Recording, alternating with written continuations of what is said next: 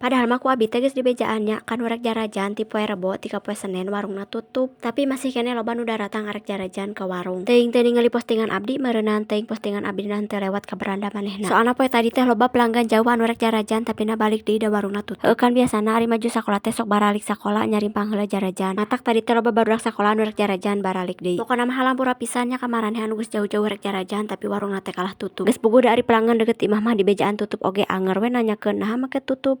Padahal pelanggan anu deket imah mah di bejaan wae samemehna oge. Poe Rebo arek tutup, poe Rebo arek tutup. Ari majar teh cenah sugan teh bohong. Tah ieu teh abi keur nyeun pesanan makaroni basah anu si Inces. Hai Inces, kamu kemana aja ya baru nongol di konten aku. Lanjut di dia teh abi nyeun pesanan makaroni basah 3 porsi. Anu saporsi make tulang, anu saporsi lada, terus anu saporsi deui mah original. Tah ieu teh pesanan si Neng ti Mang Lid anu geus sababaraha kali jajan ke warung abi. Terus tiap jajan teh pasti jajan makaroni basah. Lamun makaroni basahna eueuh teu jadi we jajan teh. Terus lanjut di dia teh abi nyeun pesanan si Teteh jeung si Neng orang Cimanggu jajan makaroni basah, seblak, pisang keju. Pokona mah tiap jajan teh pasti ngaborong soalna ieu teh lain kali pertamana maranehna jajan ke warung abi. Pokona mah hatur nuhunnya ka si Teteh jeung ka si Neng tos jauh-jauh ngahaja jajan ke warung abi terus tos ngaborong jajanan di warung abi. Sakali deui kade pohonya ka maraneh warung tutup ti poe Rebo ti ka poe Senen. Dan nyaranggakeun nya, nyaruhun.